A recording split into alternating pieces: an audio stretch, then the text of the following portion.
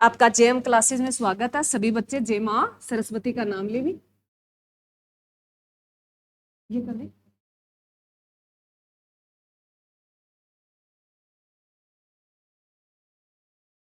क्या पढ़ रहे हैं हम भी? आधुनिक भारत।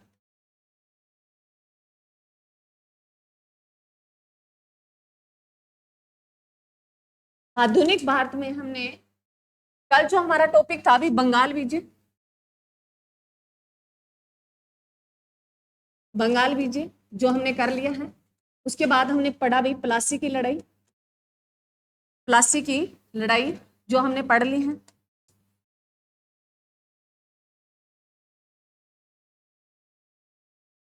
उसके बाद हमने बक्सर का युद्ध, बक्सर का युद्ध आज जो हम करेंगे भी बक्सर का युद्ध करेंगे। अब जो हमने प्लासी की लड़ाई पढ़ी भी, प्लासी की जो लड़ाई थी,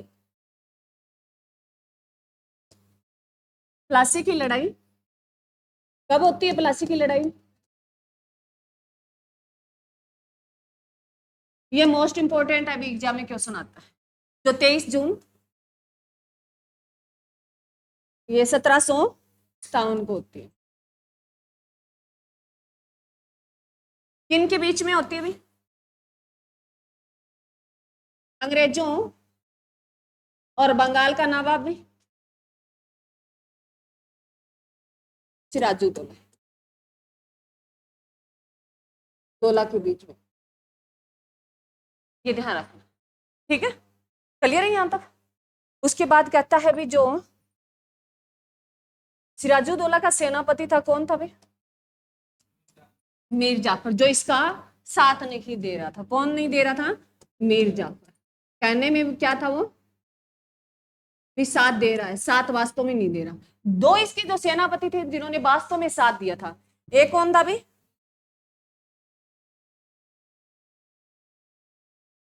एक मीर मदान था और एक मोहनलाल था क्या? हाँ, दोनों मैं से है, याद रख लेना भी। एक मीर है मदान था और एक है मोहनलाल था। दोनों जो इनके, ये भी पूछा जाता है भी प्लासी की लड़ाई में उसका किसने साथ दिया था। प्लासी की लड़ाई में उनके दो सेनापति थे और वो इसी प्लासी की लड़ाई में मारे जाते हैं। सिराजुद्दौला भी मारा जाता है भी, ये ध्यान रखना। और जो अंग्रेजों की तरफ से नेतृत्व कर रहा था वो कौन कर रहा था भी? कलाई कर रहा था। ये भी एग्जाम में क्वेश्चन है। क्लियर? अब जो है, जो अंग्रेज है मीर कासिम को, पहले ये सुन लो फिर लिख लेना अपने ऐसा।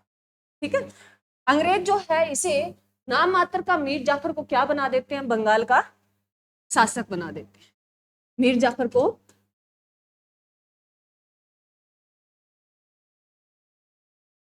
मीर जाफर को बंगाल का शासक बना देते हैं। और जो मीर जाफर है, ये जो शासक रहता है, ये 1757 से लेके 1760 तक रहेगा। बंगाल का जो शासक रहेगा मीर जाफर है, जो 1757 से लेके 1760 तक रहेगा। इसी के बीच जो है मीर जाफर का एक दामाद आता है, ये कठपुतली शासक था भी। कैसा था? कठपुतली शासक था, नामात्र का शासक था। वास्तव में अंग्रेजों के हाथों में डोर थी, ये तो जैसे उस डोर को हिलाते अंग्रेज वैसे ही काम करता है। ठीक है, उसके बाद लिखोगे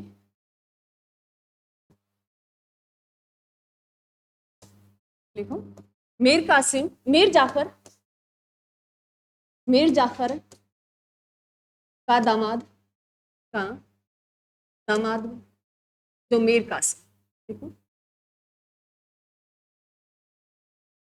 मीर कासिम लिखो। ये एग्जाम में क्वेश्चन आता है। अब सुनो इसकी कहानी थोड़ी सी बीच में, बातें नहीं। मीर जाफर का दामाद आता है अंग्रेजों के पास। रिश्तेदारियां अब जैसी है उससे कहीं भयानक थी। तो दामाद कहता है भी मैं जो आपको ज्यादा इससे बढ़िया काम करूंगा, यह लोभ देता है अंग्रेजों को। और जो अंग्रेज है मीर जाफर से सत्ता लेके किसके हाथ में दे देते हैं? मीर कासिम को दे देते हैं। मीर कासिम जो है बंगाल का शासक बनता है, लिख लो 1760 से लेके ये 1763 तक रहेगा। किसका भी? बंगाल का शासक।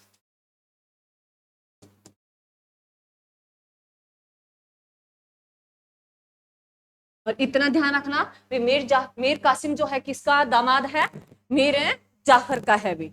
ये अंग्रेजों को लोभ देता है और कहता है मेरे को दे दो सत्ता। उनको मान लो चापलूसी मतलब चुगली वगैरह करके उनसे अंग्रेजों से उन्होंने सत्ता जो है जाफर से अपने हाथों में ले ली। किसने? मीर कासिम ने, जो किसका दामाद है भाई? मीर जाफर का। क्लियर है यहां तक? इसके बाद कहता है भाई जो मीर कासिम जो था वो बहुत शातिर इंसान, मतलब जाफर से मीर कासिम है अच्छा इंसान था। इन्होंने क्या किया, अंग्रेजों को लालच तो दे दिया, परंतु अंग्रेजों के बारे में उन्होंने एक भी अच्छा काम नहीं किया। उनके साथ उनकी कोई भी नहीं बनती। उन्होंने क्या किया, भारतीयों को फायदा देना शुरू कर दिया। उन्होंने जो है टैक्स वगैरह थे उनमें सुधार कर दिए। तो ये अंग्रेजों को कहीं ना कहीं कहानी खटकी नहीं, तो उनके बीच में अनबन बनने लगी। उनके बीच में एक कांड होता है 1763 का, जो पटना का कांड बोला जाता है। पूरी कहानी से देखना, इन्होंने अंग्रेजों के खिलाफ तो जो टैक्स वगैरह लगा दिए और भारतीय जो टैक्स थे उनमें सुधार कर दिए। ये अंग्रेज ये भनक गए थोड़े से टाइम में भी, ये जो है शासक आपके लिए हानिकारक सिद्ध होगा। और इसी के बीच एक घटना घटती है जो कब में, 1763 में। लिखो 1763 पटना कांड, 1763 का पटना कांड। ये पटना कांड क्या था? ये घटना है जो मीर कासिम जो है अंग्रेज अधिकारी, अंग्रेज एक अधिकारी था एलिस भी, अंग्रेज अधिकारी एलिस जो है इसी पटना कांड में उसकी हत्या कर देता है। कौन भाई? मीर कासिम। एक पटना कांड, एक घटना घटती है 1763 में, और उसी में मीर कासिम जो है अंग्रेज अधिकारी जो है एलिस है उसकी हत्या कर देता है। और यह जो हत्या, यह इसमें अंग्रेज मजबूर होके मीर कासिम को सत्ता छीन लेंगे। मीर कासिम को जो गद्दी है उससे हटा देंगे। बंगाल का जो नवाब रहा मीर कासिम, उससे सत्ता ले लेंगे। तो लिखिए आगे लाइन लिखिए 1763 में, 1763 में मीर कासिम को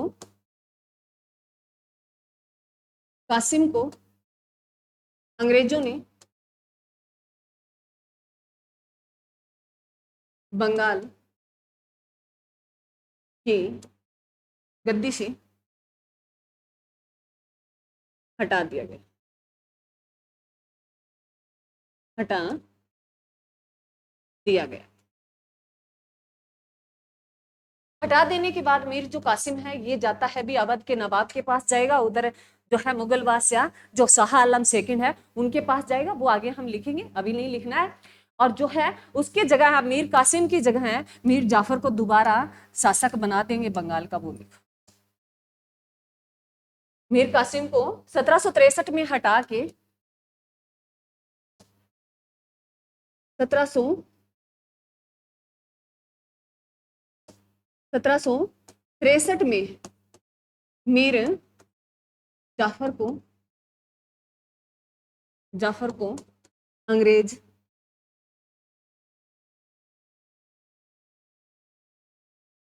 दोबारा बंगाल का नवाब बना देंगे।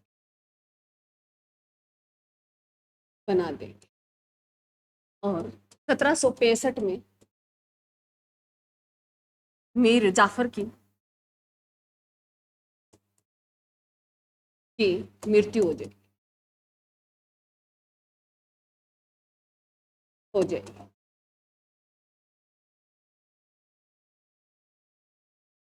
अब ये दो क्वेश्चन दोबारा बन सकता है भी। मीर जाफिर जो है प्लासी की लड़ाई के बाद बंगाल का नवाब बनता है, जो कब बनता है भी, कब बनता है? 1757 में बनता है, 60 तक रहता है। 60 में मीर जाफर को हटा के मीर कासिम उसके दामाद को नवाब बना दिया जाता है बंगाल का। फिर दोबारा 1763 की जो पटना कांड के बाद फिर मीर कासिम को हटा के जो है किसको दोबारा नवाब बना दिया जाता है, मीर जाफर को। और मीर जाफर की मृत्यु जो कब हो जाती है अभी 1765 में हो जाती है। उसी के बीच जो है जो मीर कासिम जो है वहां से निकलकर यह बिहार यूपी के क्षेत्र में जाता है। लिखो यहां से, क्योंकि 63 में उसको निकाल दिया यहां से, तो वो लिखो मीर कासिम कासिम मीर कासिम बिहार और यूपी के क्षेत्र में जाता है और वहां यह मुगल बादशाह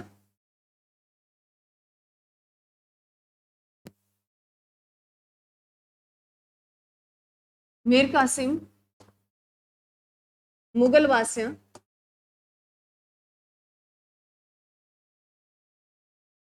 बादशाह शाह आलम सेकंड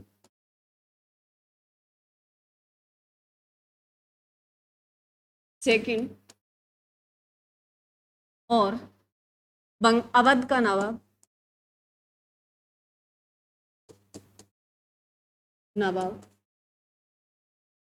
शुजाउद्दौला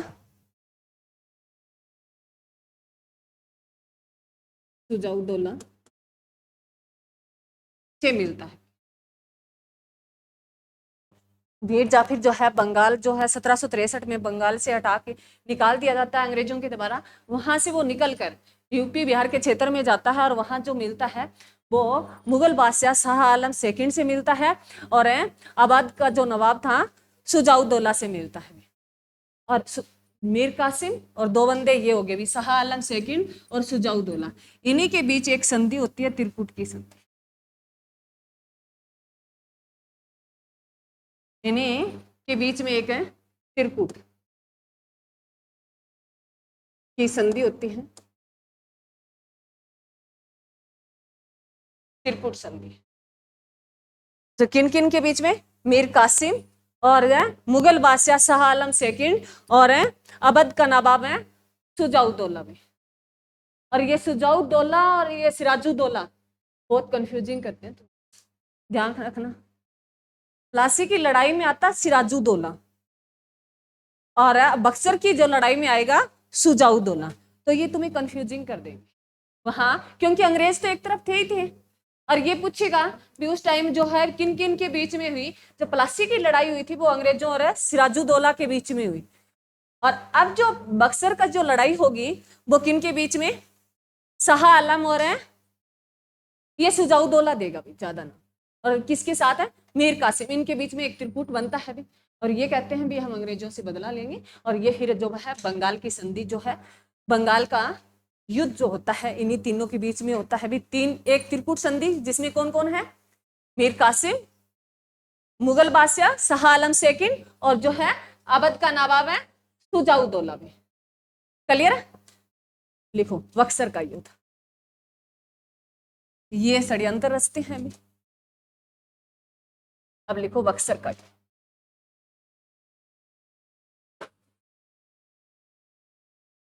बक्सर का युद्ध, बक्सर का युद्ध होता है भी 22 अक्टूबर 1764 में। एग्जाम में बहुत बार क्वेश्चन पूछा गया। ये कई बार युद्ध दे देता, एक साइड सन दे देता, और उसके बाद ये बताएगा, या तो मिलान पूछ लेगा भी तुमसे भी इनमें कब कब युद्ध हुआ, या इनसे ये पूछ लेगा भी इनमें से रोंग कौन सा है। कर्नाटक वाला तीनों युद्ध याद रखना। अब जो है आगे हम मसूर वाले पढ़ेंगे 4 युद्ध, तो ये ऐसे क्वेश्चन बनते ही बनते। बक्सर का और पलासी की लड़ाई 100% क्वेश्चन मिलेगा आपको, चाहे कोई भी एग्जाम दे देना। अब जो बक्सर का युद्ध होता है वो किन के बीच में होता है भाई? होता कब है? 22 अक्टूबर है 1764 में, और पलासी की लड़ाई 23 जून 1757 में। लिखो जो है बक्सर का युद्ध जो किन के बीच में? अंग्रेजों अंग्रेजों और किसके बीच में हुई? मीर कासिम, और उसके साथ कौन था? मुगल बादशाह शाह आलम सेकंड भी। यही ध्यान रखना भी, शाह आलम सेकंड याद रखना। उसके बाद कौन था भी? अवध का नवाब सुजाउद्दौला। इनके बीच होता है। अंग्रेजों की तरफ से जो लड़ रहा था वो लिखो भी, मुनरो। ये हर्बर्ट मुनरो था, हेक्टर मुनरो था। हेक्टर है, मुनरो था। मुनरो से याद रख लेना, याद रहे। हेक्टर मुनरो था। प्लासी की लड़ाई में कौन कर रहा था अंग्रेजों का नेतृत्व? क्लाइव कर रहा था। और बक्सर के युद्ध में अंग्रेजों का नेतृत्व कौन कर रहा है? हेक्टर है मुनरो कर रहा है। ये ध्यान रखना भी, ये एग्जाम में क्वेश्चन आता है।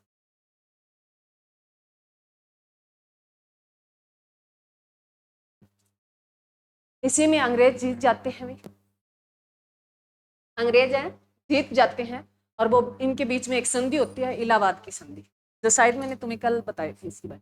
देखो, इलाहाबाद की संधि, जो अंग्रेज हैं और है मुगल बादशाह शाह आलम, इनके बीच में संधि होती है। कौन सी भी?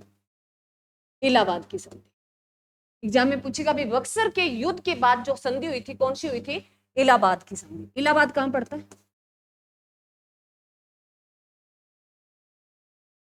कहां पड़ता है?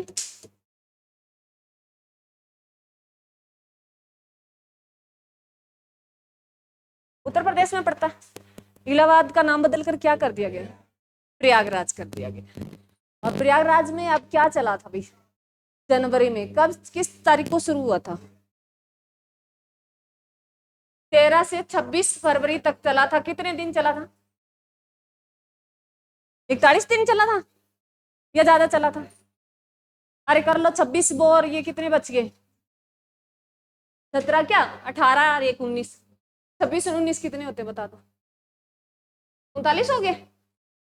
45 दिन चला था। 26 और 19 45 ही होते होंगे। इसका मतलब मैथ भी नहीं आता। अरे ऐसे ना, कोई भी मतलब मैं तुम्हें बताती हूँ, जैसे अगर ऐसी कोई संख्या आ जाए ना, तो तुम्हें जैसे मान लो ये आ गया, हर कोई कंफ्यूज होता है। ये नहीं है भी मैं आपको कह देती हूँ भी आपको कुछ नहीं आता, ऐसी बात नहीं होती। कई बार दिमाग काम नहीं करता। तो ये ध्यान रखना, ऐसे कोई संख्या आ जाए और आपको जोड़ना पड़ जाए, तो आप है ना, क्योंकि कई बच्चे लिख के करते हैं, लिख के नहीं, माइंड से भी कुछ कर लिया, तो 20 और 10 कितने होंगे? 30 होंगे। 30 एक इधर से ले लो, वहां 10 हो जाएंगे। 40 हो गए, यहाँ कितने बच गए? 5, तो कितने हो गए? 45। इजी हो जाता है, माइंड से करो तो। अगर ऐसे जोड़ो भी 6 और 9 15 एक हासिल, फिर तो वो लंबा ज्यादा हो जाता है। तो ऐसे शॉर्ट में कर लिया, इजिली हो जाता है। ये अभी तुम्हें लगा भी टाइम लगा है, एक सेकंड भी नहीं लगता। तो 45 दिन जो लगा था, अभी कौन सा? महाकुंभ का मेला, जो कहाँ भी? प्रयागराज में। कहाँ लगा था? प्रयागराज में। प्रयागराज कहाँ पड़ता है? कहाँ पड़ता है प्रयागराज? अरे अभी तो बताया, यूपी में पड़ता है, उत्तर प्रदेश में पड़ता है। उत्तर प्रदेश की राजधानी भी। लखनऊ को क्या बोला जाता है? लखनऊ कौन सी नदी के किनारे है? अब खटक गई गाड़ी। बताया भी है मैंने, ऐसा नहीं है मैंने बताया तुम्हें। लखनऊ जो है कौन सी नदी के किनारे? लिखो, गोमती नदी के किनारे। देखो, लखनऊ जो है कौन सी नदी के किनारे है? गोमती नदी के किनारे। एग्जाम में क्वेश्चन आया ये। और ये जो है महाकुंभ का मेला ही क्यों लगता है वहां? क्यों लगता है प्रयागराज?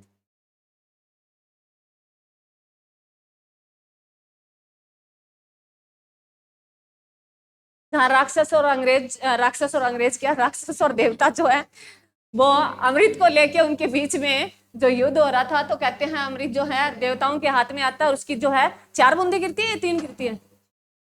4 गिरती है। एक प्रयागराज में गिरती है, एक है नासिक में गिरती है,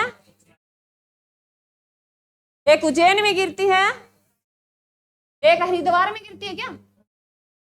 अरे सही तो बोल रही होंगी। दोबारा रिपीट कर देती हूँ, जिन बच्चों को नहीं सुनी वो ध्यान से सुनी। अमृत की 4 बूंदी गिरती है, आपको पता है अभी राक्षस और जो देवताएं लोग लड़ रहे थे भी अमृत को लेके, मेरे से अच्छा जानते हो तुम। उसके बाद जो उसकी कहते हैं भी झगड़ते झगड़ते 4 बूंदे जो अमृत की गिरी थी, वो एक प्रयागराज में गिरी, जिनको पहले इलाहाबाद के नाम से जाना जाता था। उसके बाद जो दूसरी बूंद जो गिरी थी भी ऐसे कंटिन्यू नहीं है, आपको 4 स्थान याद रखने हैं। नासिक में गिरी जो महाराष्ट्र में पड़ता है, प्रयागराज में गिरी जो कहां पड़ता है यूपी में, और जो नासिक में गिरी जो कहां पड़ता है महाराष्ट्र में, उज्जैन में गिरी, उज्जैन कहां पड़ता है मध्य प्रदेश में, हरिद्वार में गिरी जो हरिद्वार कहां पड़ता है, हरिद्वार कहां पड़ता है, उत्तराखंड में पड़ता है, उत्तरांचल। हाँ जी, तो ये ध्यान रखना भी, प्रॉपर तुमसे ये क्वेश्चन आ सकता है। 4 स्थान और चारों के नाम दे देगा राज्य का, भी मिलान पूछ लेगा। प्रयागराज यूपी, नासिक महाराष्ट्र, उज्जैन मध्य प्रदेश, हरिद्वार उत्तराखंड में। क्लियर? उसके बाद चलो, ये संधि होती है अभी, इलाहाबाद की संधि होती है, ये कब होती है 1765 में। इलाहाबाद की संधि होती है 1765 में। कौन से युद्ध के बाद? बक्सर के युद्ध के बाद। बक्सर का युद्ध कब होता है? 22 अक्टूबर है 1764 में। अब इलाहाबाद की संधि होती है, इसमें जो ये कहते हैं ये 2 चरणों में हुई थी। एक तो प्रथम 12 अगस्त है 1765 को हुई, लिखो ये संधि है 2 चरणों में होती है। भी जो प्रथम हुई थी 12 अगस्त 1765 को हुई, मुगलों के साथ होते हैं।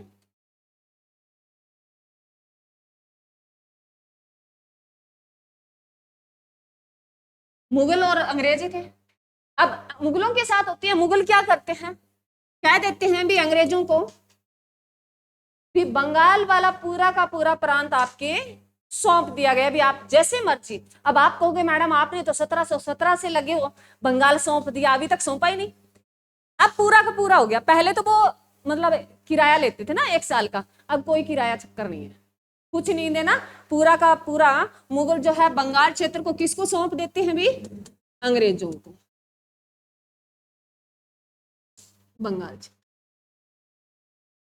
बंगाल क्षेत्र में कौन कौन से स्थान आते हैं ये तो तुम्हें पता होगा भी, कौन कौन से आते हैं? बिहार, बंगाल और उड़ीसा भी।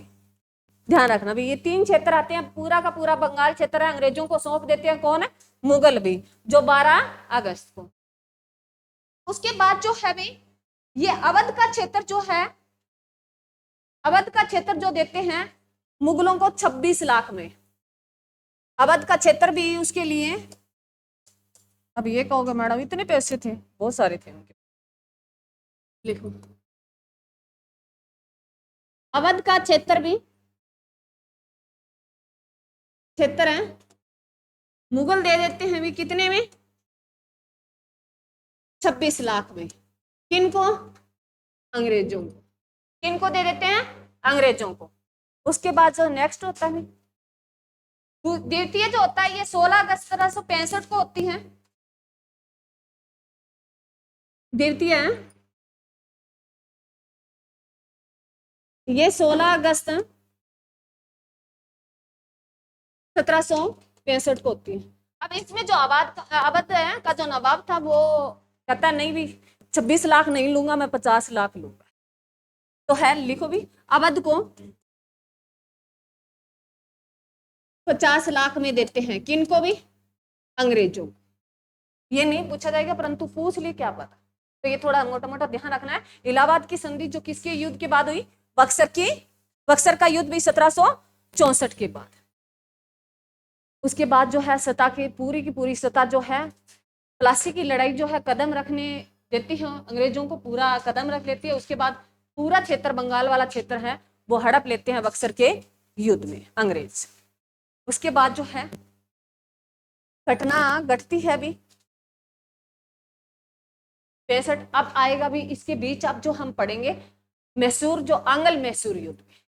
अब है जो हमारा 3, ये ध्यान रखना, जो है बंगाल विजय, प्लासी की लड़ाई और बक्सर का युद्ध। अब जो हमारा नेक्स्ट टॉपिक रहेगा वो थोड़ा सा हम जान लेते हैं, 5-10 मिनट पड़ी, अभी तक टाइम पड़ा है 2 बजे नहीं। जो है मैसूर और आंगल मैसूर युद्ध। चलो लिखो, ये नया टॉपिक है भी, लिखो भी मैसूर भी,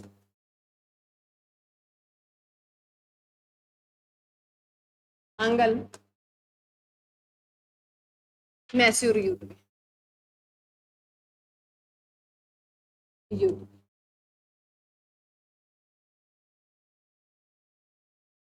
मैसूर जो है ये कर्नाटक का पुराना नाम, मैसूर जो है ये कर्नाटक का पुराना नाम है। आंगल मैसूर युद्ध है, ये 4 युद्ध फेमस है, मोस्ट इंपोर्टेंट है।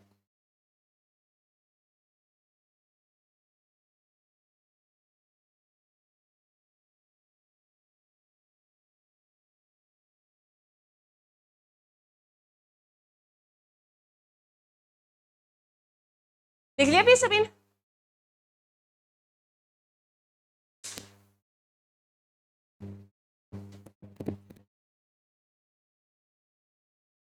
चलो अब लिखना नहीं है, तुम्हें सुनना है।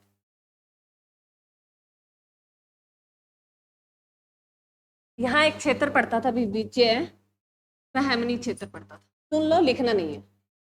कल हम इसको कंटिन्यू करेंगे, आज लिखना नहीं, आप सुन लो।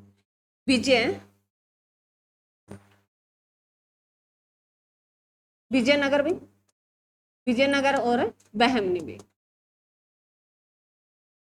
विजयनगर और बहमनी एक क्षेत्र पड़ता था यहाँ। इन्हीं के बीच झगड़ा हो जाता है 1565 में, 1565 इन्हीं के बीच एक तालीकोटा का युद्ध होता है 1565।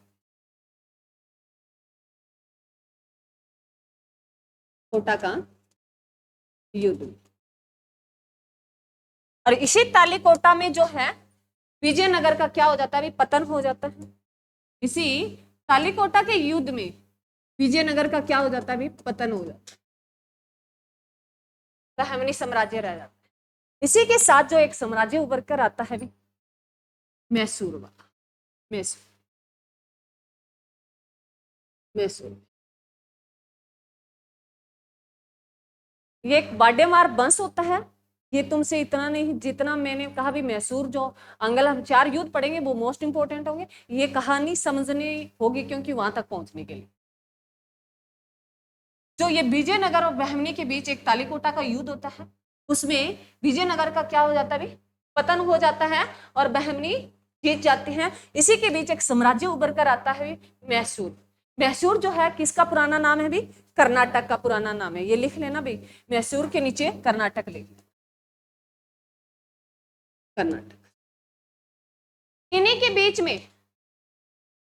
बीच में जो है निजाम आते हैं और मराठे आते हैं। मराठे जो महाराष्ट्र वाला एरिया भी, मराठे आते हैं, मराठे, और इन्हीं के बीच में हैदराबाद वाला स्थान भी निजाम आते हैं।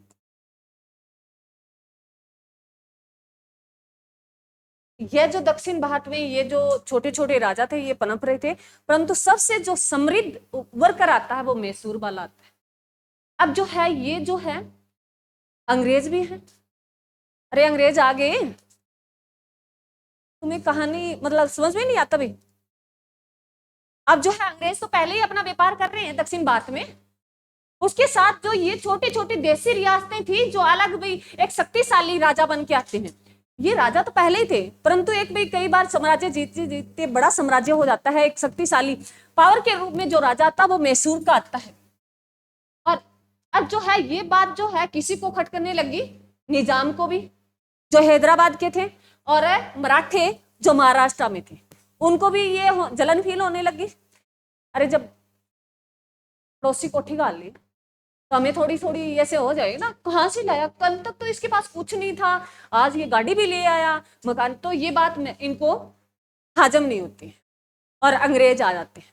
अंग्रेजों को तो वैसे ही हाजम नहीं होती क्योंकि अंग्रेज अपना साम्राज्य विस्तार करना चाहते थे। तो इनके बीच में जो युद्ध अंग्रेज और है इन्हीं मैसूर के बीच में युद्ध होता है, उनको हम 4 जो है आंगल मैसूर युद्ध के रूप में जानेंगे। मैसूर जो कर्नाटक वाला क्षेत्र में शासक जो है उभर कर आता है, उसके बाद जो निजाम है ऊपर मराठे हैं और पूरा अंग्रेज अधिकारी तो इनके बीच में है। इन्हीं के बीच में गुटबंदी चलेगी। अंग्रेज और जो आंग्ल युद्ध है, आंग्ल जो मैसूर पढ़ते हैं तो ये ध्यान रखना आंग्ल अंग्रेज है भी इसमें। हाँ, आंग्ल मैसूर युद्ध होता है ना, इसका नाम है ये। 4 युद्ध पढ़ेंगे। आंग्ल है, मैसूर युद्ध में हम है 4 युद्ध पढ़ेंगे भी। 4 युद्ध किन के बीच में होगा भी? यह है हम जो पढ़ेंगे। हैदर अली, टीपू सुल्तान, आपने पढ़ा होगा, सुना होगा टीपू सुल्तान का नाम, हैदर अली।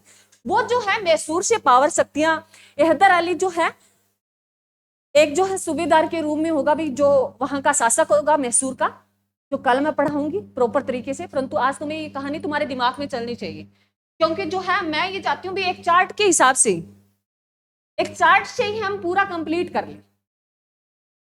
चारों के चारों युद्ध जो है आंग्ल और मैसूर के बीच में। आंग्ल कौन? अंग्रेज। और मैसूर जो है जो कर्नाटक के जो राजा होंगे, जिसमें हैदर अली और टीपू सुल्तान के बीच में चारों युद्ध निपट जाएंगे। पहले में हैदर अली जीत जाएगा, दूसरे में हार जाएगा, फिर टीपू सुल्तान जीत जाएगा, फिर टीपू सुल्तान उसमें। ये चारों जो है आंग्ल मैसूर युद्ध किन के बीच में चलेंगे? हैदर अली और टीपू सुल्तान और अंग्रेजों के बीच में। इतनी कहानी है, परंतु मोस्ट इंपॉर्टेंट है, जहां में बहुत बात पूछी गई। समझ में आया? अरे समझ में आया?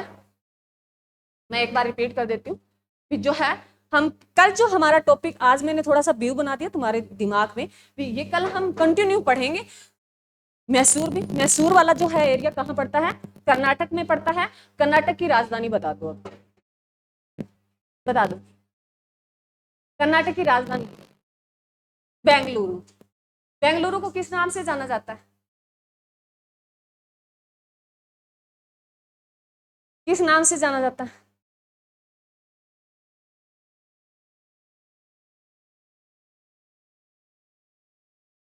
आईआईटी बेंगलुरु में पढ़ती है, सही बात है, अच्छी बात। बताएं। मैंने तो बहुत क्वेश्चन बताए तुम्हें बेंगलुरु के बारे में, बहुत क्वेश्चन बताए।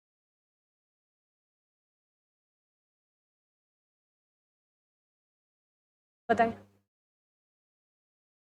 ये तो हमें कल ही पढ़ना है।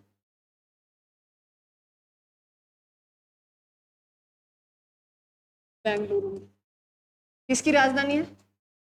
कर्नाटक। बताएंगे। इसरो का हेडक्वार्टर कहाँ पड़ता है? इसरो का हेडक्वार्टर कहाँ पड़ता है? इसरो की स्थापना बता दो, प्रॉपर डेट बताइए। हाँ, 15 अगस्त है 1969 इसरो की स्थापना की गई। 1923 में बेंगलुरु में क्या स्थापित किया गया था, और वो उसको उठा के हमारे हरियाणा के करनाल में स्थापित कर दिया।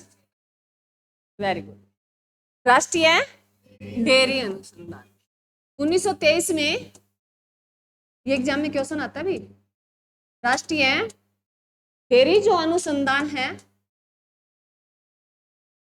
वो बेंगलुरु में स्थापित किया गया था।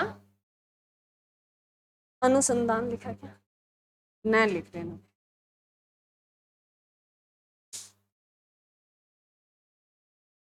जो कहां से हटा के 23 में शिफ्ट किया गया था बेंगलुरु में, और बेंगलुरु से उठा के कहां शिफ्ट कर दिया इसे? करनाल में। करनाल में कब शिफ्ट कर दिया वो बताइए? कब? 1955 में करनाल में हरियाणा में शिफ्ट कर दिया। ये एग्जाम में क्वेश्चन बहुत बार आए। इसरो के जो वर्तमान में अध्यक्ष है वो कौन है? वेरी गुड, लिखो, क्योंकि हाल ही में जो चेंज हुआ है, इसरो के वर्तमान में जो अध्यक्ष हैं कौन है भी? वी नारायण।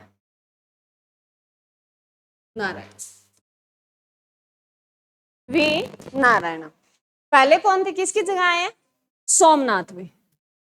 पहले कौन थे भी? सोमनाथ। इसी सोमनाथ की अध्यक्षता में हमने जो चंद्रयान कौन सा भेजा था भी? चंद्रयान 3 भी। और उसका पूरा नाम कोई बता सकता है? चंद्रयान 3 कब भेजा था वो बताइए?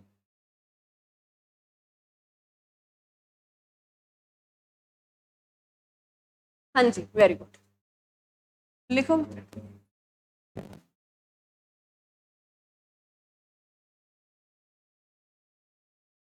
सोमनाथ की अध्यक्षता में हमने चंद्रयान 3 भी, जो कब भेजा अभी, 14 जुलाई 2023 था या 24 था? 23 था क्या?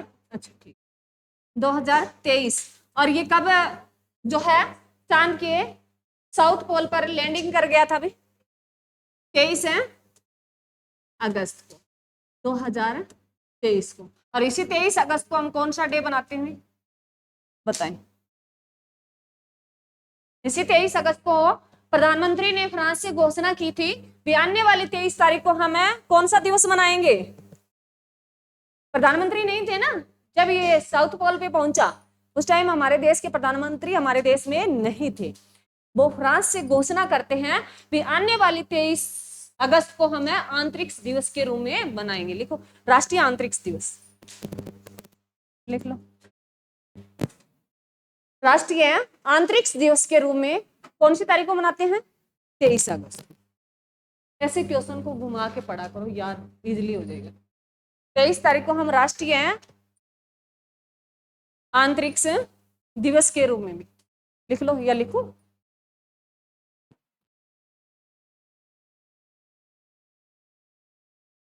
23 अगस्त को राष्ट्रीय अंतरिक्ष दिवस के रूप में मनाएंगे।